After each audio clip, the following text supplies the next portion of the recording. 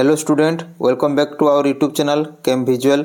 आज भिडियो रे आमे आलोचना करिबा आमर जो गवर्नमेंट आमर जो नॉन एडेड कॉलेज अच्छी तो नॉन एडेड कॉलेज रे जो मैनेजमेंट स्टाफ अछंती तांकू नेकी तांकर जीआईए को नेकी आमर असेंबली रे एबे बहुत सारा क्वेश्चन एराइज होइछि।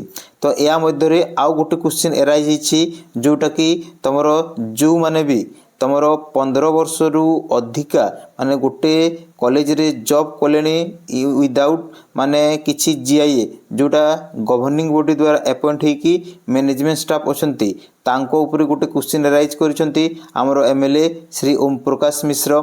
तापर से मागी कि 15 वर्ष रु अधिका जो लेक्चरर माने काम कलेनी सेमानंकु माने केबे सुद्धा अनुदान दिया जिवो तापरे तांकर सविशेष डिटेल मागी केते जण स्टाफ अछंती तापर केबे सुद्धा तांकु माने अनुदान दिया जिवो। तो यार परिप्रेक्षी रे हमरो डिपार्टमेंट ऑफ हायर एजुकेशन से लेटर इश्यू करिछि हमर आरडी को कंसर्न डिस्ट्रिक्ट रो आ डिटेल मागिछि। तो आमे देखिला कि हमर जो मैनेजमेंट स्टाफ माने अछंती सेमानकर माने 2008 परे परे आउ तांकु कहारी को भी तमरो किछि भी ऐड दिया हेनी माने देखिबा को गले 16 इयर्स हे गेलानी ए पर्यंत जो माने भी जदी 2008 रे जॉइन करथिबे ऑलरेडी से माने 16 इयर्स जॉब कोलेनी एबे पर्यंत किछि भी ऐड पाइ नाहंती। तो सेटा जदी देखिबा ताले तांकर चाकरी रो पूरा हाफ ईयर कंप्लीट हे गेला माने जदी जणे 30 रु 31 वर्ष चाकरी करछि ता माने तारो हाफ ईयर मध्य विदाउट माने सैलरी से चाकरी कलानी तो बहुत दुख सेमानकु लागुथिबो।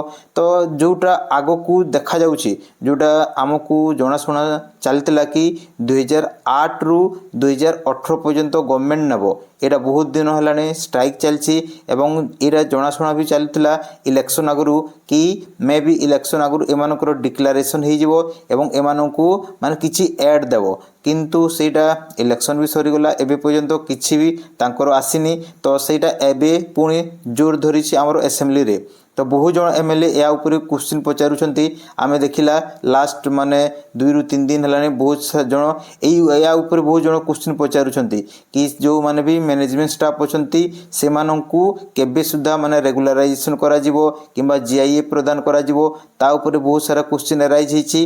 तो यारो इफेक्ट निश्चय आमे भाबुछु हमरो डिपार्टमेंट ऑफ हायर एजुकेशन ऊपर पड़िबो एवं से निश्चय या ऊपर किछि भाबी कि आगो को माने डिसीजन नहीं पारे। तो यहाँ पुणी एवं जनाशुना चलछि कि माने मार्च सुधा जहाँ भी माने डिसीजन आसीबो मार्च भितरे सेमानकर किछि गुड न्यूज आसी पारे कि गवर्नमेंट काहा को नबो माने केते नबो। फास्ट जिंस रहिला कि 2008 परे से केते ईयर माने 2018 पर्यंत नबो ना 2000 पूरा टिल डेट नबो ना 2013 नबो। तो सेटा फास्ट क्वेश्चन केते पर्यंत नबो तापरे जदी नउछि तापरे तांकु जो सैलरी देबो फुल रेगुलराइजेशन करिवो ना किछि पुणी ऐड देबो। तो सेटा भी क्वेश्चन आगो को कोन होछि देखिबा को रहिला।